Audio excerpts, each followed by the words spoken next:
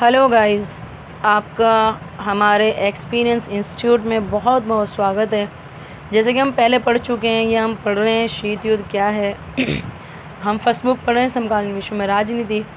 तो हम शीत युद्ध पढ़ चुके हैं क्या है, शीत युद्ध में क्या इंपॉर्टेंट रहा, फिर हमने पढ़ा क्यूबा मिसाइल संकट। अब हम पढ़ते हैं इसमें क्या है, ये दो ध्रुवीय विश्व का आरंभ। दो ध्रुवीय क्या होता है, जैसे कि हम देखते हैं दो ध्रुवीय है क्या चीज़। तो मोस्ट इम्पोर्टेंट दैट कि दो ध्रुवीय क्या होता है। दो ध्रुवीय मीन्स होता है टू पोल्स। इट मीन्स कि मान लो जो विश्व था, अब क्या हुआ, दो ध्रुवीय था, यानी कि दो पावर विश्व में काम कर रही थी। एक तो ये, एक तो हम पहले ही पढ़ चुके हैं किसके बारे में, सोवियत संघ के बारे में। सोवियत संघ तो पहली पावर थी, लेकिन जो दूसरी बाद में जब हमने, जैसे कि हम बात कर चुके हैं कि जब दूसरी पावर आई थी वो तब आई थी जब हिरोशिमा और नागासाकी पर दूसरा विश्व युद्ध ख़त्म किया गया बम गिरा करके। और हिरोशिमा और नागासाकी पर जापान के दो शहरों पर बम गिराए थे, वो गिराए थे अमेरिका ने। जैसे कि आप यहाँ पर देख रहे हैं दो ध्रुवीय विश्व का आरंभ, यानी कि जब दूसरा विश्व युद्ध ख़त्म हो गया तब दो महाशक्तियाँ विश्व में आ गई थी और विश्व दो हिस्सों में बढ़ चुका था। तो ये दूसरे दो ध्रुवीय यानी कि दो महाशक्तियों के विश्व का आरंभ था। पहले हम देखेंगे दोनों महाशक्तियाँ जो थी विश्व की विभिन्न हिस्सों में बटी हुई थी, अपने प्रभाव को, दायरे को बढ़ाने के लिए कोशिश कर रही थी। जैसे कि कोशिश हम देखेंगे कि जो महाशक्तियाँ थी उन्होंने क्या करा, छोटे देशों को अपने साथ मिलाना शुरू कर दिया था। हम जैसे कि जानते हैं कि जो बड़ी महाशक्तियाँ थी वो छोटे देश जो अभी आज़ाद हो रहे थे 1947 में, 1946 में, 1948 में, उन्हें क्या कर रही थी, उन्हें लालच दे रही थी कि भाई तुम हमारे गुट में क्या है, शामिल हो जाओ। अगर तुम हमारे गुट में शामिल हो जाओगे तो हम तुम्हें आर्थिक, सामाजिक, राजनीतिक मदद देंगे। तो अब क्या था, और देशों के पास कोई विकल्प नहीं बचा था। वो इसलिए विकल्प नहीं बचा था क्योंकि अभी तो वो आज़ाद हुए हैं, तो उन्हें समझ में नहीं आ रहा था कि विश्व जो है तीसरे विश्व युद्ध के खतरा इस पर मंडरा रहा है। अगर बाई चांस हम इसमें अकेले पड़ जाते हैं और युद्ध हो जाता है तो हमें तो बहुत नुकसान उठाना पड़ेगा। तो इसलिए बहुत सारे देश जो हैं अमेरिका और सोवियत संघ के साथ शामिल हो गए। आप देखेंगे कि जो दुनिया जो है दो गुटों के बीच स्पष्ट रूप से बढ़ गई थी। यह हमें पता है कि स्पष्ट रूप से कैसे बढ़ गई थी कि एक तो पश्चिमी गुट बन गया था जो अमेरिका था, और सारा जो पश्चिमी यूरोप था वो अमेरिका की तरफ चला गया था। और दूसरा कौन सा था, पूर्वी यूरोप था, उसमें सोवियत संघ था, पूर्वी गुट था। वो जितने भी पूर्वी यूरोप के देश थे वो सब क्या है, आपके सोवियत संघ के साथ आ गए थे। ऐसे में किसी भी एक मुल्क के लिए रास्ता ये था कि वे अपनी सुरक्षा के लिए किसी एक महाशक्ति के साथ जुड़ा रहे। जैसे कि मैंने बताया, ये जो ये जो लाइन बन रही है कि कोई भी देश के साथ, ये सिर्फ यही ऑप्शन क्यों रह जाता है कि भाई आप किसी महाशक्ति के साथ शामिल हों तभी आप सुरक्षित रहेंगे। वो इसीलिए ही क्योंकि जो देश हैं वो नए नए आज़ाद हो रहे थे और उन्हें आइडिया ही नहीं था कि हम कैसे विकास करेंगे। और उन्हें ये लग रहा था कि हम अभी बहुत कमज़ोर हैं और अगर विश्व में अगर तीसरा विश्व युद्ध होता है तो उसका नुकसान जो है सिर्फ महाशक्तियों को नहीं, छोटे देशों को भी उठाना पड़ेगा। तो कम से कम ये तो होगा, अगर हम शामिल हो जाएंगे तो कम से कम हमें आर्थिक और सामाजिक और राजनीतिक हेल्प तो मिल जाएगी। तो इससे बेटर है कि हम इनके साथ शामिल ही हो जाएं और जो दूसरी महाशक्ति थी और उसके गुट के देशों के प्रभाव से हम बच सकेंगे। जैसे कि मैंने एक्सप्लेन कर दिया है कि दूसरी जो महाशक्तियाँ थी, अगर उसके गुट के साथ देशों से, अगर मतलब उसके गुट के साथ अगर वो शामिल हो रहे हैं तो जो देश उसके साथ पहले से शामिल हैं, अगर वो हमला बाई चांस करते भी हैं तो उन देशों पर, जो शामिल देश हैं, छोटे देश अभी शामिल हो रहे थे, उन पर हमला नहीं करेंगे। इसलिए क्या है, वो चाहते थे कि हम जो है महाशक्ति के साथ शामिल हो जाएं। आप देखेंगे कि यहाँ पर एक क्वेश्चन बनता है, ये देखें, परस्पर विरोधी गुटों की अपेक्षा छोटे देशों ने महाशक्तियों के साथ अपने जुड़ाव का इस्तेमाल निजी हित में किया। ये क्वेश्चन बनता है कि जो छोटे छोटे देश थे, क्या आपको लगता है कि जो उन्होंने महाशक्तियों के साथ जो जुड़ाव किया था वो अपने निजी हित के लिए किया था? कि हाँ, बिल्कुल हम कह सकते हैं। जैसे कि मैंने बताया आपको कि उन्होंने इसीलिए छोटे देशों ने बड़ी महाशक्तियों को चुना था कि अगर मतलब बाई चांस ऐसा होता है, मान लें कि अगर उन पर, मतलब उनकी तरफ अगर कभी युद्ध होता है तो महाशक्तियाँ कम से कम क्या है, उन्हें युद्ध में बख्श देंगी। तो उनका निजी हित शामिल था इसमें वाकई। आप देखेंगे कि इन देशों के स्थानीय प्रतिद्वंदी देश के खिलाफ सुरक्षा का वायदा मिला, जैसे कि हम इस बात को पहले एक्सप्लेन कर चुके हैं कि उन्होंने क्या कहा कि अगर हमारे साथ आप शामिल हो जाते हैं तो आपके जो प्रतिद्वंदी देश हैं उनके खिलाफ हम सुरक्षा देंगे, आपको हथियार देंगे, आर्थिक मदद मिलेगी आपको। तो इन देशों की अपने पड़ोसी देशों से भी होड़ हो गई थी। होड़ यानी कंपटीशन हो गया था। तो महाशक्तियों के नेतृत्व में गठबंधन की व्यवस्था से पूरी दुनिया के अब जो है अब इस लाइन का क्या मतलब बनता है कि जो महाशक्तियाँ जो थी जो उन छोटे देशों का नेतृत्व कर रही थी, उन छोटे देशों से मिला करके जो महाशक्तियों ने गठबंधन बनाया था, उस व्यवस्था से पूरी दुनिया जो है दो खेमों में बट चुकी थी। यानी अब खतरा पैदा हो गया था कि जो विश्व है वो पूरा क्या है आपका दो खेमों में बट चुका है। पहला तो आपका पश्चिमी और फिर दूसरा क्या है पूर्वी। ठीक है, इज दैट क्लियर।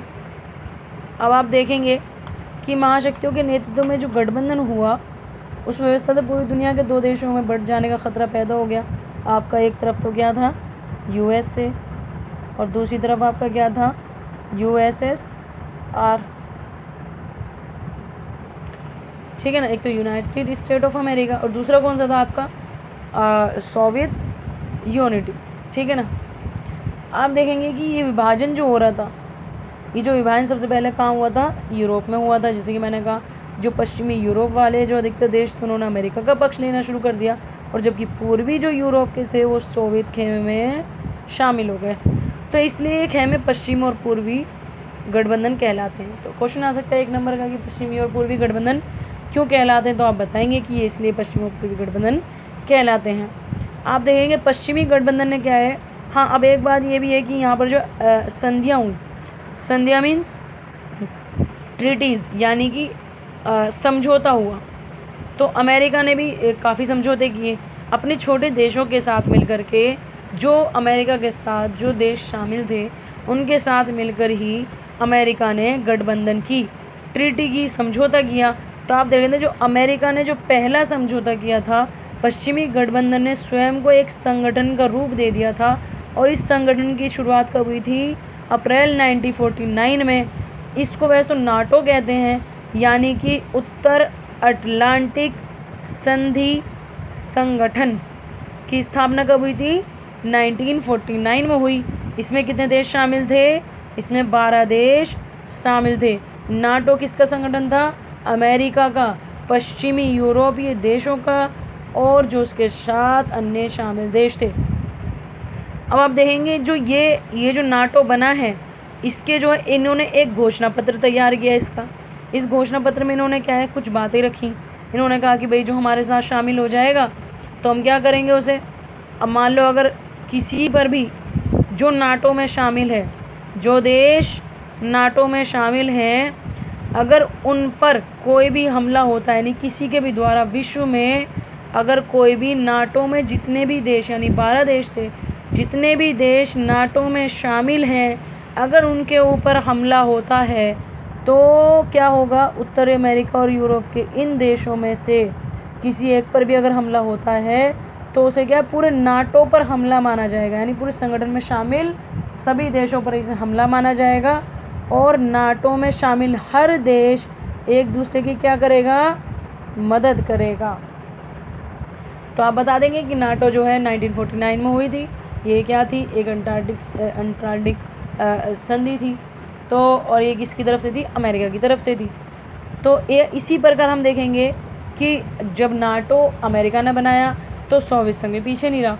सोवियत संघ ने क्या किया, सोवियत संघ ने पूर्वी गठबंधन को बनाया। उसमें क्या, उसने वार्सा संधि की, क्या की इसने, सोवियत संघ की क्या थी, वार्सा संधि, और इसकी अगुवाई कौन कर रहा था, सोवियत संघ ने की। और वार्सा पैक्ट की, यानी वार्सा पैक्ट भी कहते हैं इसको, तो वार्सा संधि जो थी इसकी शुरुआत कब हुई थी 1955 में हुई थी। ध्यान रखना 1 मार्क्स में क्वेश्चन आ जाता है, तो मल्टीपल चॉइस आ रहे हैं आपके क्वेश्चन तो ज़रूर 1 मार्क्स में डालता है। तो ध्यान रखना जो वार्सा पैक्ट थी ये 1955 में हुई और ये सोवियत संघ की थी। और जो नाटो थी वो अमेरिका की संधि थी, अमेरिका के नाटो के देशों का समझौता था, वो 1949 में हुआ। आप देखेंगे कि जो इसकी स्थापना कब हुई थी? 1955 में हो गई। ये बात क्लियर हो गई। इन संधियों का जो था क्या मुख्य कार्य क्या था? इन संधियों का क्या था मुख्य कार्य? क्या था इन संधियों का? कि इसका मुख्य काम था नाटो में जो शामिल देश होंगे यूरोप में मुकाबला करना। जो वार्सा पैक्ट यानी सोवियत संघ की संधि का क्या काम था? कि जो नाटो में जितने भी सारे देश शामिल हैं यूरोप के और अन्य जितने भी देश शामिल थे, जो वार्सा पैक्ट जो संधि है जो नाटो में शामिल देशों का मुकाबला करेगी। समझ में आ रहा है? अब नेक्स्ट देखेंगे कि शीत युद्ध के दौरान क्या हुआ था। शीत युद्ध के दौरान जो गठबंधन बन रहे थे उनकी जो निर्धारण की जो ज़रूरत थी, यानी कि जब शीत युद्ध के दौरान अंतर्राष्ट्रीय गठबंधन यानी कि जो इंटरनेशनल गठबंधन का निर्धारण हो रहा था वो महाशक्तियों की ज़रूरतों और छोटे देशों के लाभ हानि के गणित से होता था। जैसे कि मैंने पहले कहा, निजी हितों के लिए हो रहा था, क्योंकि महाशक्तियाँ सोच रही थी कि हम और ज़्यादा पावरफुल हो जाएंगे अगर छोटे देश हमारे साथ मिलते हैं, इन्हें आगे कर देंगे, हम नेता बन के रहेंगे, हमारा कोई नुकसान नहीं होगा। लेकिन जो छोटे देश थे वो ये फ़ायदा देख रहे थे अपना कि हमें कम से कम अगर युद्ध इन महाशक्तियों में होगा तो जिन महाशक्ति के साथ हम शामिल हैं वो हमें युद्ध होने से बचा लेंगी, हमें कोई नुकसान होने से बचा लेंगी, और ऊपर से हमें आर्थिक, राजनीतिक और सामाजिक फ़ायदा भी मिलेगा। और तीसरा ये कि हम तो अभी आज़ाद हुए हैं भाई, हम अपना विकास कहाँ से करेंगे, हमारे पास तो इतने साधन ही नहीं है, तो हम कहाँ से, तो इससे बेटर है कि इन्हीं के साथ शामिल हो जाते हैं और हमें बेटर ऑप्शन भी मिल रहा है।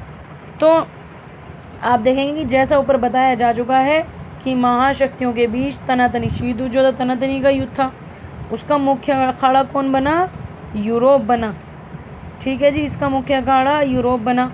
लेकिन कुछ एक मामलों में ये भी हुआ कि महाशक्तियों ने अपने अपने गुटों में शामिल करने के लिए कुछ देशों पर अपनी ताकत भी इस्तेमाल की, यानी कि ज़बरदस्ती, ज़ोर ज़बरदस्ती भी की।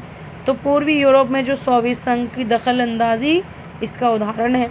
जो सोवियत संघ है उसके साथ ज़्यादातर देश शामिल नहीं होना चाहते थे, तो इसका हमें जो बेहतरीन उदाहरण मिलता है वो पूरी यूरोप में हमें सोवियत संघ की ज़बरदस्ती देखने को मिलती है। एग्जाम्पल बेटर है, आप देखेंगे सोवियत संघ ने पूरी यूरोप में अपने प्रभाव का इस्तेमाल किया है।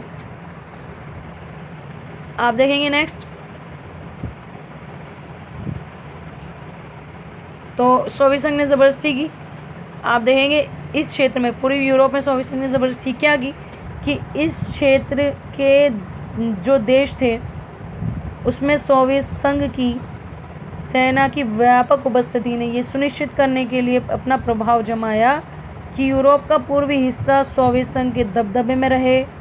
पूर्वी और दक्षिणी और पूर्व एशिया और पश्चिमी एशिया में अमेरिका ने गठबंधन का तरीका अपना लिया। ज़बरदस्ती के थे ये। सोवियत संघ ने इसलिए पूरी यूरोप पर अपना कब्जा कर लिया क्योंकि उधर जो उनकी पूरी सोवियत संघ की सेना का ज़्यादा दबदबा था। लेकिन दूसरा क्या था कि ये पूर्वी और दक्षिणी हो गया था और एशिया और पश्चिम।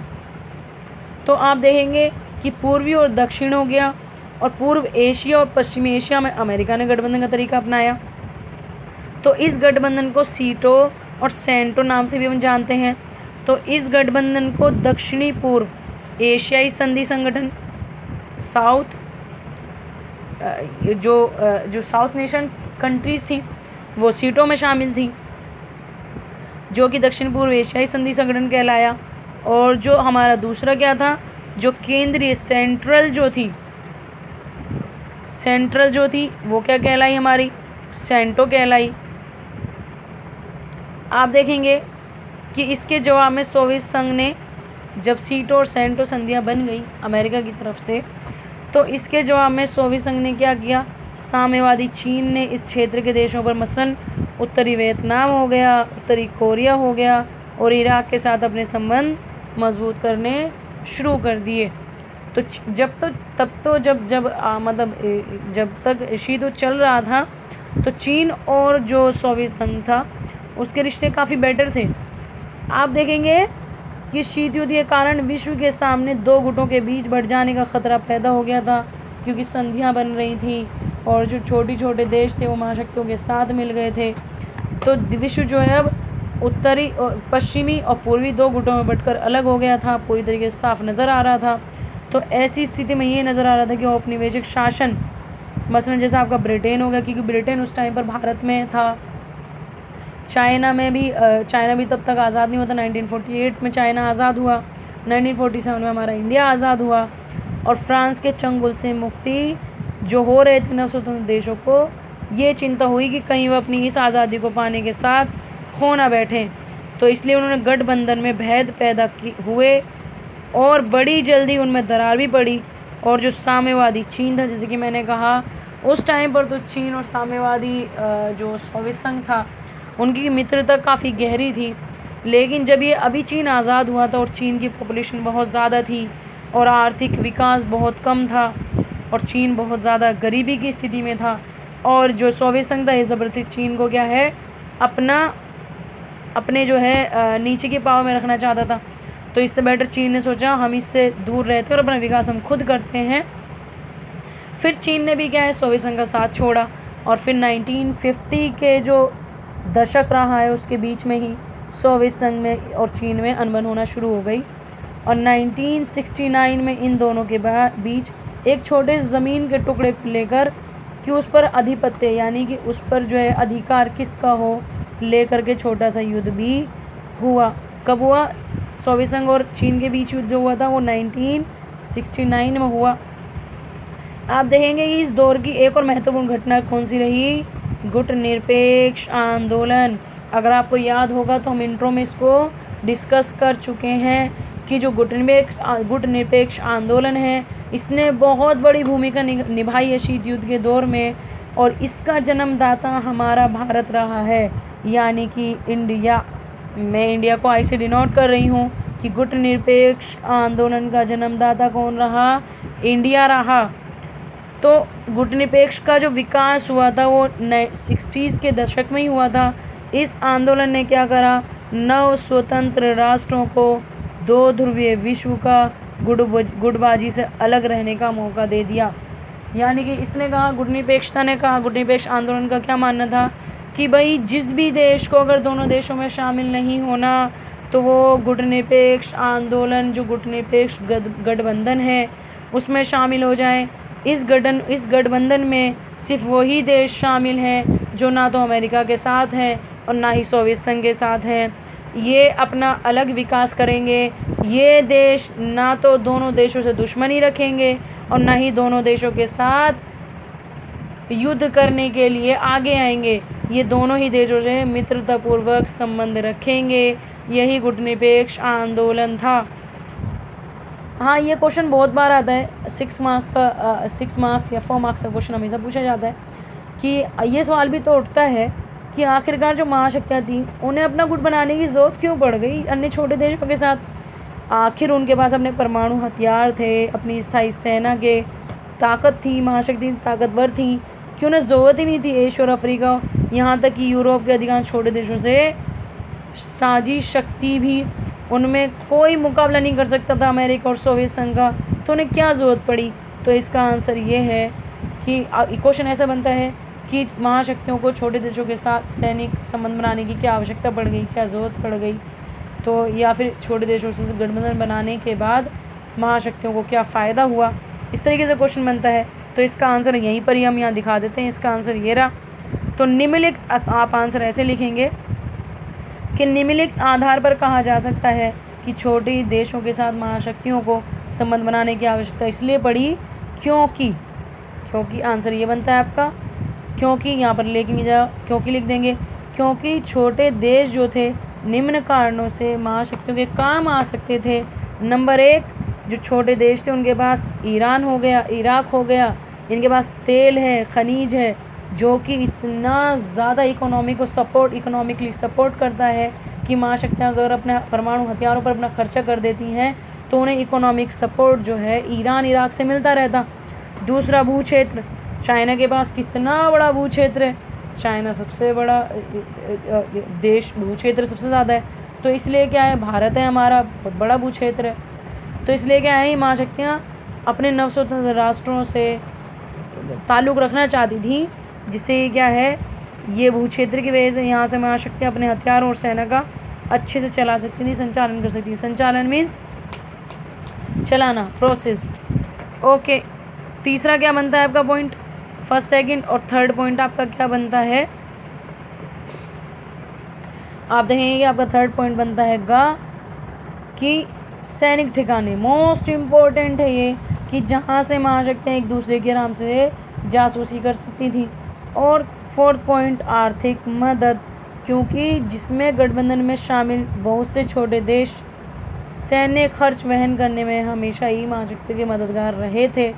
तो इसीलिए क्या है, ये ऐसे कारण थे, यानी कि उपरोक्त आधार पर हम कह सकते हैं, ऐसा आप आंसर लिखा करें कि उपरोक्त आधार पर हम कह सकते हैं कि ये कारण थे जो छोटे देशों को महाशक्तियों के लिए ज़रूरी बना देते थे।